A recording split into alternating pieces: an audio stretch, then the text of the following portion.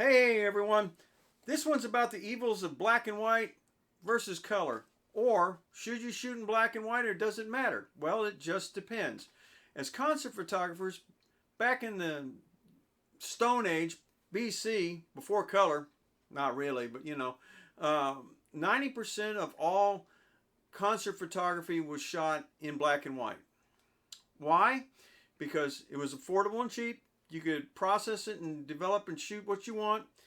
And most of the publishers who you shot for didn't print anything in color. Everything, newspapers, magazines, majority of everything was in black and white because color was very expensive to produce.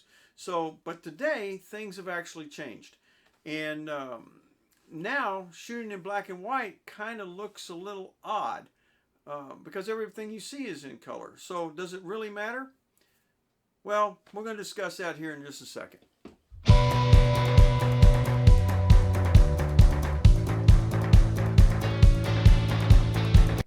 I'm Robert Maxfield, and I've been a concert photographer in Dallas, Texas since 1977. Some of my work has been seen in newspapers, magazines, and publications worldwide. We'd like to thank you for coming here, and we hope we can help you out. Watch the video and let us know what you think. If you have any questions, comments, concerns, put them in the comments below. Like and subscribe. We'd love to hear from you. As concert photographers, we fight a lot of lighting issues, especially the dreaded pink and blue lights that you normally see. It's really funny when you shoot somebody nowadays and they have a beard and their white is bright, their beard is bright purple. And no matter what you do to it, color balancing, adjusting, photoshopping, it either comes out stone starch white or it's still purple, and all the rest of the colors are distorted. So at that point, you can look at black and white, and because white is white and gray is gray and black is black, or should be, or it's adjustable so you can make it that way.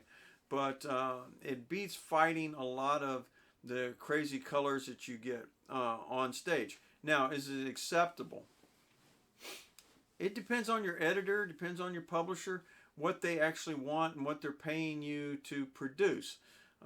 If the requirement is that you have color shots, then you need to do your best to get your color photos that you can.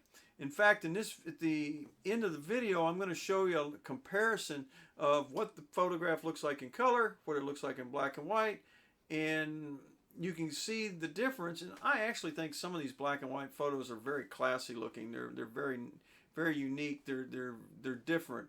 But like I said, it's all up completely to the editor and the publishers what they want to see. So I'm going to show you a few here in just a second.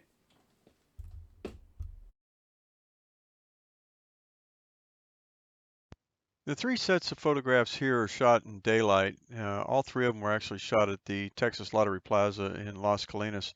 And you'll notice there's no real actual problems, but it gives you a good comparison between what black and white does and what color looks like side by side. So here, take a look.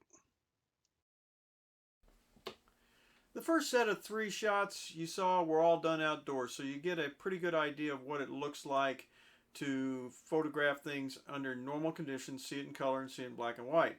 But the next three sets of photographs were shot indoors, one at Billy Bob's and the other two at Poor David's Pub in Dallas. And it gives you a typical idea of what the different kind of lighting looks like.